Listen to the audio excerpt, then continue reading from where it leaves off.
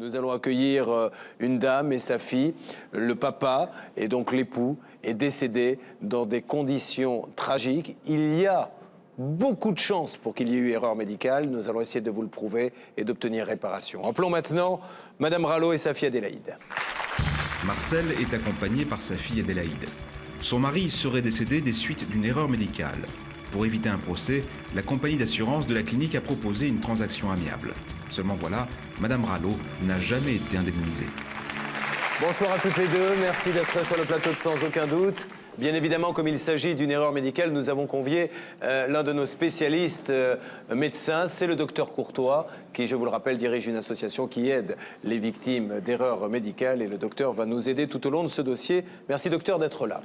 Madame, mademoiselle, donc madame aussi peut-être. Donc mesdames, nous allons essayer maintenant de revivre ce qui s'est passé. C'est des moments douloureux. Je voudrais simplement rappeler à nos téléspectateurs que votre mari avait un petit problème cardiaque. Il était plutôt en bonne forme puisqu'il s'est même rendu à pied, je crois, ce jour-là pour se faire opérer. Donc tout allait bien. Et puis quelques jours plus tard, on va vous apprendre son décès. Anouk Julien vous fait maintenant un résumé des événements. On me l'a tué. Pour moi, ce qui est difficile, c'est d'accepter le fait qu'il soit décédé dans ces conditions. C'est terrible, c'est pas admissible. Émile Rallo avait 71 ans. Sportif, dynamique et marié depuis 42 ans à Marcel, il profitait pleinement de sa retraite. Souffrant depuis quelques mois d'un problème de cœur, il devait se faire opérer pour la reconstruction d'une valve cardiaque.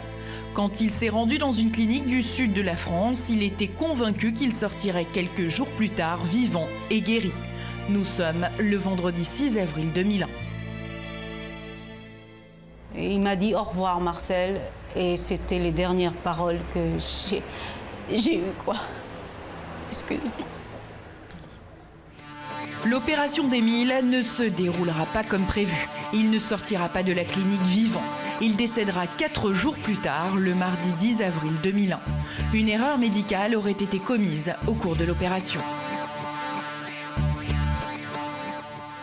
Il y avait une mauvaise manipulation de l'infirmière et c'était un problème de tuyau qui avait été inversé. Au lieu d'aspirer, de l'air a été injecté. L'air qui est monté au cerveau a provoqué un œdème qui a complètement détruit le cerveau de mon père. Cette erreur médicale, la famille ne l'aurait appris que 3 mois après le drame. Le jour de l'opération, cette faute fatale n'aurait jamais été signalée par le chirurgien. Le corps médical nous a caché la vérité. Jamais on nous a dit ce qui s'était passé. Tout a été fait pour camoufler la vérité, en fait. Donc je trouve que c'est très grave. Ce sont les interrogations de Marcel qui ont tout déclenché. Après l'enterrement, elle a voulu comprendre dans les moindres détails les causes de la mort de son mari. Tout d'un coup, j'ai eu un éclair. Je me suis dit, il faut que je sache de quoi mon mari est mort, parce qu'on ne m'a jamais expliqué pourquoi que mon mari était mort. Et je n'avais pas eu, j'étais tellement assommée que je n'ai jamais eu le réflexe. On m'a toujours laissé croire que c'était une embolie, quoi, une embolie du sang, quoi, qui s'était coagulé, quoi, c'est tout. Et je suis allée voir son médecin traitant, et c'est là, plus ou moins, que j'ai pu avoir, qui m'a mis un peu la puce à l'oreille pour avoir le dossier. Selon Marcel, le médecin aurait été formel. Il lui aurait révélé qu'une erreur a été commise. Il lui conseille donc de récupérer le dossier médical d'Émile et également de rencontrer au plus vite le chirurgien pour avoir des explications. Sur ce dossier, Marcel lit effectivement qu'un accident au cours de l'intervention est survenu. À partir de ce moment-là, le chirurgien n'aurait plus caché la vérité. Quand nous l'avons vu au mois d'août et qu'il nous a avoué que c'était un accident et que c'était une erreur médicale, je suppose qu'il savait qu'on était au courant. Donc il ne pouvait plus faire autrement. Moi, c'est ce que je pense. Mais au cours de cette même discussion, le chirurgien n'aurait pas reconnu personnellement l'erreur médicale commise. Pour lui, il n'était pas responsable puisque lui, il avait fait son travail. Évidemment, il avait opéré mon père et ça s'était très bien passé. Pour lui, c'était l'infirmière. Et ce qui est incroyable, c'est que je me rappelle bien qu'il nous a dit que ça se passait derrière son dos. Enfin, quand même, en tant que chirurgien, il doit quand même être surveillé un petit peu ce qui se passe au niveau des machines. Donc, qu'ils nous disent que ça se passe derrière son dos, avec un retour en arrière, ça... pas terrible, quoi. Pour la famille d'Émile, que l'erreur vienne du chirurgien ou de l'infirmière, le choc est le même. Il n'aurait pas dû mourir. C'est comme si mon père était mort une deuxième fois. Marcel et Adélaïde vont intenter une procédure devant le tribunal de grande instance de Grasse. 2 expertises sont réalisées pour connaître les causes exactes du décès d'Émile et pour savoir si les chirurgiens sont reconnus responsables. Au cours de ces expertises, l'infirmière aurait été mise en cause, mais depuis septembre 2002, le rapport n'a toujours pas été envoyé à la famille. 2 ans après, les proches d'Émile sont scandalisés. Depuis, nous attendons ce rapport qui explique, qui prouve la faute médicale, l'erreur médicale. Et donc, je ne comprends pas pourquoi cette personne ne donne pas ce rapport. Ça nous amène à nous poser certaines questions. Lesquelles? Sur son intégrité. Ils font des erreurs, ça passe à la trappe. Ça passe à la trappe. Tout passe à la trappe. La clinique veut-elle éviter que l'affaire s'ébruite? Quoi qu'il en soit, l'assurance de la clinique propose une transaction amiable acceptée par les 2 parties le 13 avril dernier. Depuis, l'indemnisation n'a pas été versée. Pour Marcel et sa fille, l'indignation est à son comble. Voici ce qu'en pense le directeur de la clinique, filmé en caméra cachée. L'erreur est humaine. Il y a Bien sûr, mais enfin bon, dans ces conditions... derrière, c'est catastrophique. Oui, mais enfin bon, je ne sais pas si... Moi, je vais vous arrêter parce que l'erreur est peut-être humaine, mais enfin bon,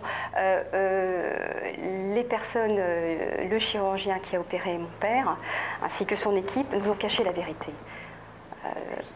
Vous n'étiez pas là? Non, il a fallu 3 mois pour qu'on sache la vérité. Ils nous ont rien dit. Je ne sais pas si vous êtes au courant de ça, c'est scandaleux. Il nous a rien dit.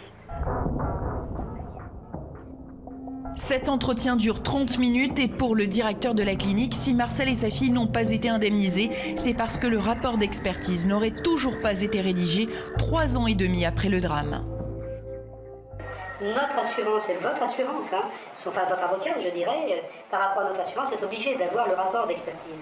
Je ne comprends pas, parce que l'expertise a eu lieu en septembre 2002, la première. C'est quand même scandaleux. Ce que je vous propose de faire, c'est qu'on relance tous les 2. Si vous pouvez avoir la gentillesse de relancer votre avocat. Je relance dès demain mon avocat aussi. Je lui dis 2 choses qui sont importantes qu'on avait dit aujourd'hui. C'est que dans le protocole, effectivement, donc, vous étiez prêt à retirer donc, le procès comme un truc. Que deuxièmement, il n'y ait pas ce problème de presse, parce que nous, on a eu une information, comment on l'a eu. Alors vous avez raison, c'est peut-être votre avocat qui a dit pour faire avancer les choses, ça. Bon. Est-ce que vous m'autorisez à dire qu'il n'y a pas de campagne de presse et tout, qui a fichu la trouille à l'assurance et qui a dit, bon, il me faut tous les trucs, si vous préférez. Surprise, le directeur de la clinique sait que notre émission traite cette affaire. Il laisse entendre à Marcel et à sa fille que cette démarche lui déplaît fortement. Car évidemment, si cette histoire éclatait au grand jour, elle pourrait avoir de lourdes conséquences pour la clinique. Il vaudrait donc mieux que la famille d'Émile ne la dévoile pas aux médias pour le bon déroulement de la transaction. En attendant, Émile ne fait plus partie de ce monde. Pour Marcel, il ne reste que la peine et la colère. On me dit toujours qu'il faut faire le deuil, mais vous ne pouvez pas faire le deuil d'une affaire qui n'est pas terminée non plus. Voilà, le reportage était signé Anouk Julien. Donc vous comprenez la détresse de cette famille. C'est vrai que l'accident peut arriver. Encore une fois, un médecin n'est pas un robot, n'est pas un ordinateur. Il peut y avoir une défaillance. Mais a-t-on vraiment le droit, et ça nous le comprenons, mais a-t-on vraiment le droit de cacher à une famille qu'il y ait une telle erreur? Et je me tourne avant même de poser une question à Madame Assafi vers le docteur Courtois. Vous êtes médecin docteur. Est-ce qu'ils se sont aperçus tout de suite de l'inversion des tuyaux et des conséquences, ou est-ce que c'est quelque chose dont on ne peut même pas s'apercevoir pendant l'opération? Ils s'en sont aperçus de suite. Pour expliquer en 2 mots, Julien, la machine, c'est ce qu'on appelle la circulation extracorporelle. Donc quand on opère le cœur, il ne faut pas qu'il soit plein de sang pendant l'intervention, donc il y a une machine. Le sang donc, sort du corps, passe dans cette machine, est oxygéné comme s'il passait dans les poumons et revient. Et le cœur est mis, si vous voulez, en dérivation, donc on peut opérer sur le cœur. Et quand on a remis en marche le cœur, on a remis en marche la machine et il y a une inversion donc, de tuyau. Au lieu de renvoyer du sang, on envoyait de l'air. Donc ils se sont aperçus Mais tout de ils s'en suite sont de la aperçus, bêtise. d'autant plus que c'est dans le dossier. Dans le dossier, l'infirmière du bloc opératoire a marqué notion d'embolie gazeuse, un accident de CEC, donc circulation extracorporelle. Il le savait avant même de ramener M. Rallo dans sa chambre. Aujourd'hui, où en sommes-nous? L'assurance, visiblement, est prête à indemniser, mais on ne sait pas sur quelle base, puisque les dossiers sont bloqués. Les conseils de l'assurance, et d'ailleurs les conseils de la clinique et du chirurgien... Les avocats. Voilà, se sont aperçus à l'expertise que manifestement la faute était... Évidente. Et bon. Donc, ils ont, par intermédiaire d'avocats, contacté l'avocat de Mme Rallo en disant, si vous voulez, on fait une transaction amiable, vous arrêtez la procédure judiciaire, on fait une transaction amiable. L'avocat a dit non, nous on continue. Mais de toute manière, on n'a pas le rapport, puisque par hasard, le rapport n'a jamais été rendu. Mais on veut bien mener une transaction amiable. Cette transaction amiable a été menée. Ils sont arrivés donc à une somme qui convenait aux différentes parties. D'accord. L'accord date du 13 avril 2004, et depuis le 13 avril, on attend. Donc, cette On attend le chèque. Et cette histoire de rapport qui n'a pas été déposé, à mon avis, est un faux problème, puisque si on vous propose une transaction et si vous on est d'accord l'acceptez, sur une somme, c'est on qu'on s'en reconnaît l'un des deux qui est fautif. Non, mais aujourd'hui, on est bien d'accord, et je me tourne donc vers madame et vers sa fille. Qu'est-ce que vous attendez aujourd'hui de l'émission, sans aucun doute?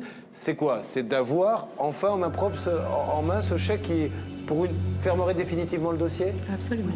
On est d'accord? Bien. Nous allons donc appeler maintenant l'hôpital pour essayer d'avoir le directeur, en vous rappelant quand même, car vous l'avez vu dans le reportage, que le directeur, je le redis, nous l'avons dit tout à l'heure, mais c'est vrai que les procédés semblent un petit peu quand même particuliers, vous a demandé de ne surtout pas faire appel à notre équipe. Enfin, il a voulu savoir si vous nous aviez vraiment appelé. Voilà, tout à fait. D'accord. Nous allons maintenant l'appeler. C'est parti, la régie fait le numéro.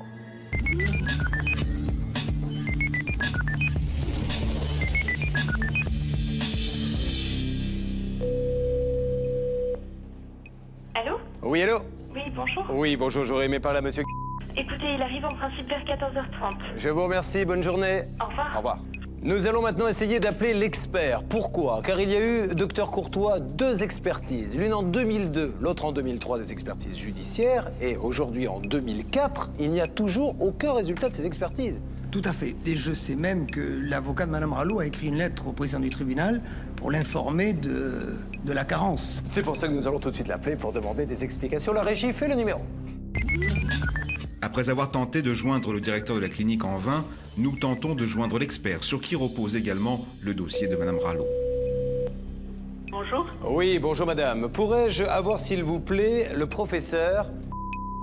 Non, je suis désolée, monsieur, oui. ça ne répond pas. Je vous donne tout de suite un numéro de téléphone où il peut nous joindre cet après-midi s'il le peut. Oui. Je vous passe quelqu'un, merci. Merci, monsieur. Au revoir madame. Au revoir. Maintenant, ce que nous allons faire, c'est appeler l'assurance de la clinique. C'est parti, nous faisons le numéro.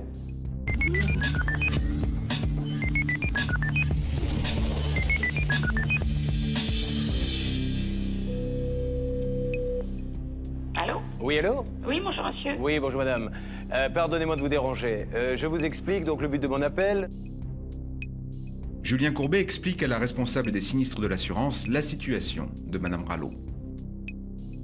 Un accord a été trouvé entre la clinique dont vous êtes l'assureur et la veuve de ce monsieur en avril. Or, depuis avril, elle attend toujours le paiement de cet accord. Parce qu'en fait, la déontologie veut effectivement que ce soit en fait entre avocats, que cette affaire soit réglée. Si vous le... Alors, oui. je vous passe le docteur Courtois qui s'occupe d'elle également. Depuis le 13 avril 2004, Madame Rallo attend, son avocat attend le bon vouloir de votre assurance et de votre conseil. Donc c'est pour ça qu'on est là aujourd'hui, c'est pour savoir si vous comptez payer un jour ou si on continue la procédure qui était prévue au tribunal de grande instance qu'on a suspendue à votre demande pour vous être agréable. Donc on ne peut pas indéfiniment, si vous voulez, être mené en bateau.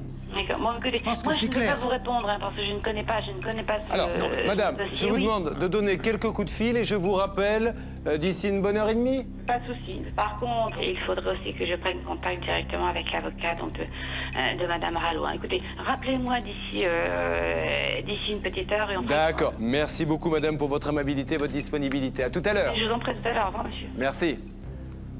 Bien, nous allons donc laisser le soin à cette dame d'étudier le dossier, d'appeler les avocats. Et donc, dans quelques secondes, pour nos téléspectateurs et une bonne heure pour nous, nous allons en savoir plus.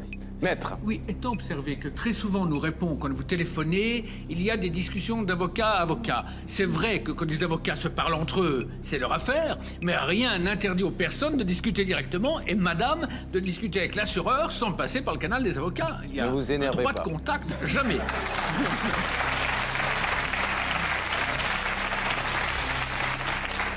Tout à l'heure, on nous a dit que le directeur de la clinique serait là à 14h30. Du coup, bien, il est moins le quart de 3h. Nous allons peut-être pouvoir le joindre. Refaisons le numéro.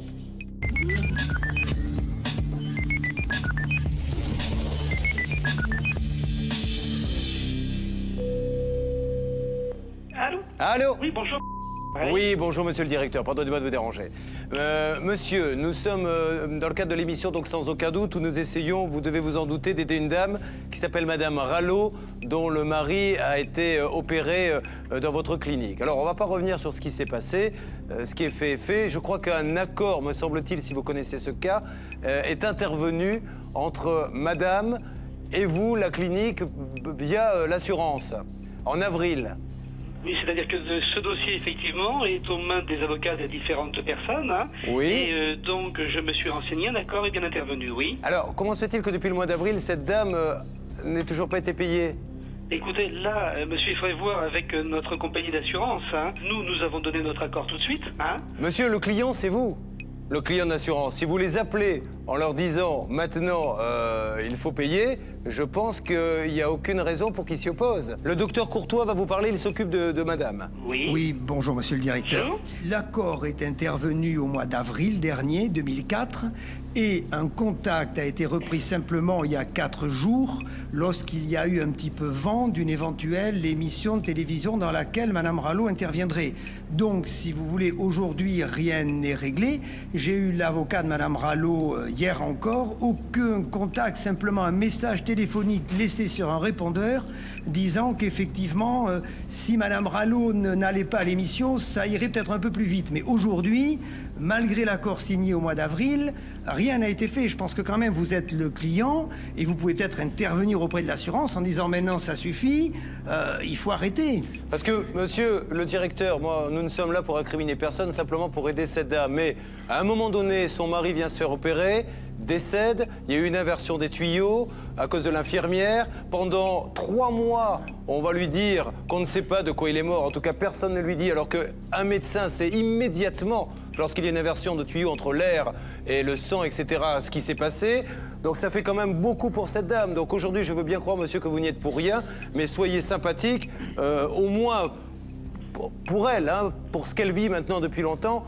Prenez votre téléphone et faites en sorte que ça se règle tout de suite. Maître Michel. Un mot, monsieur le directeur, pour vous dire que le responsable, pas seulement moralement, mais juridiquement, c'est la clinique. Les problèmes entre la clinique et son assureur qui se dégage, ça ne regarde pas madame, qui serait même en droit de dire « faites l'avance ». Débrouillez-vous avec l'assureur. Donc franchement, je crois que c'est un problème qui peut se régler dans les 24 heures si tout le monde y met du Et sien. maître, je vais même au-delà de vos espérances, le problème est réglé. Vous n'avez qu'à téléphoner à Eh ben, on va l'avocat le de faire. Madame Rallo, Nous allons appeler l'avocat, mais s'il nous dit que c'est pas réglé, je vous rappelle. On est d'accord? mais il n'y a pas de problème. Bon, est-ce que vous nous autorisez à appeler votre avocat de votre part, Mais monsieur? je vais l'appeler tout de suite, il n'y a aucun problème. Parfait. Je suis absolument Parfait. transparent dans cette affaire, il n'y a pas de D'accord, il n'y a problème. aucun souci, monsieur le directeur, aucun souci. Hein, donc voilà, écoutez, je l'appelle pour la prévenir. Hein. Bon, ben écoutez, on la rappelle dans 10 minutes. Laissez un quart d'heure quand même. Que je puisse D'accord, savoir. un quart d'heure.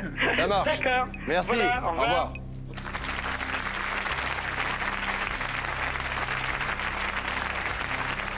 Alors, une précision du docteur Courtois. 13 avril 2004 à aujourd'hui, aucun courrier de la part du conseil de la clinique ni de l'assurance. Donc il ne nous raconte pas que l'affaire est réglée. Au jour d'aujourd'hui, il n'y a même pas de document écrit disant que l'affaire est réglée. Ils n'ont même pas signé le protocole d'accord. Mais n'a-t-on pas intérêt à appeler l'avocat de madame pour leur demander s'il a eu des nouvelles? Des nouvelles de... Bien sûr, madame a le droit de demander à son avocat ce qu'il a eu. Il va vous dire qu'à 48 heures, il a laissé un message à l'avocat de madame en disant « c'est OK, l'affaire est réglée ». C'est OK, où est le chèque? Mais vous comprenez, on en est toujours au même point. Ce qu'on appelle la peur du gendarme. Voilà. Ce que je vous propose maintenant, c'est, docteur Courtois, de quitter le plateau et surtout de ne plus jamais revenir. Non, je plaisante. Il est en train de me regarder en me disant qu'est-ce qu'il est... Non, c'est d'aller téléphoner à l'avocat, hors antenne, pour savoir si oui ou non il y a eu des propositions de fait, puisqu'apparemment tout le monde semble dire qu'il y en a eu et personne n'est au courant, d'accord? Sans Vous problème. revenez nous dire dans 5 minutes ce qu'il en est. Avec plaisir. C'est parti, docteur, on y va. Le docteur Courtois quitte le plateau pour appeler les avocats des deux parties et leur demander s'ils ont bien reçu confirmation du règlement de cette affaire. Voilà, un petit bout de temps s'est écoulé maintenant. Nous allons rappeler le docteur Courtois sur ce plateau qui va nous dire ce qu'il a appris en appelant les différents avocats. Docteur Courtois, venez nous rejoindre maintenant.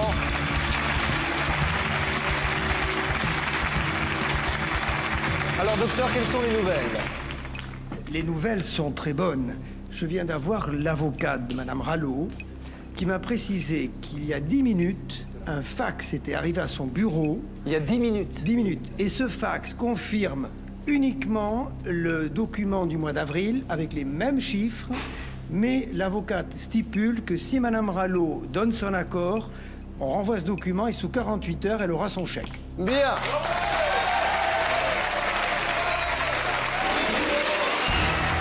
Nous applaudissons le geste du docteur Courtois, mais pas forcément la manière dont cela s'est passé, parce que vous l'avez, et je suis ravi que vous ayez pu entendre tout ça.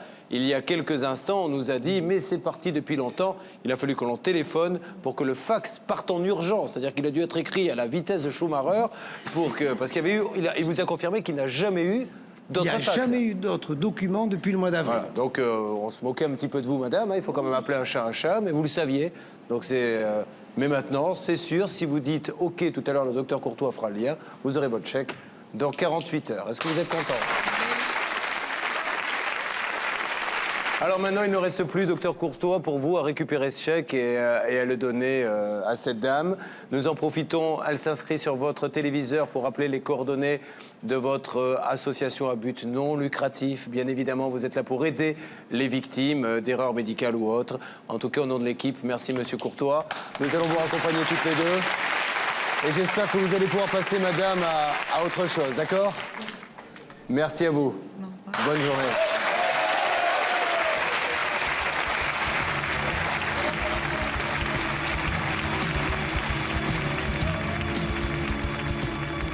Bien entendu, nous suivons de très près l'affaire de Madame Rallo. Nous vérifierons si les engagements pris ont été suivis des faits. Nous sommes entièrement satisfaites et nous voulons remercier l'émission de Julien Courbet parce qu'il a réglé en une journée un problème qui durait depuis des mois. Il faut lutter tous les jours. Jour et nuit qu'il faut lutter.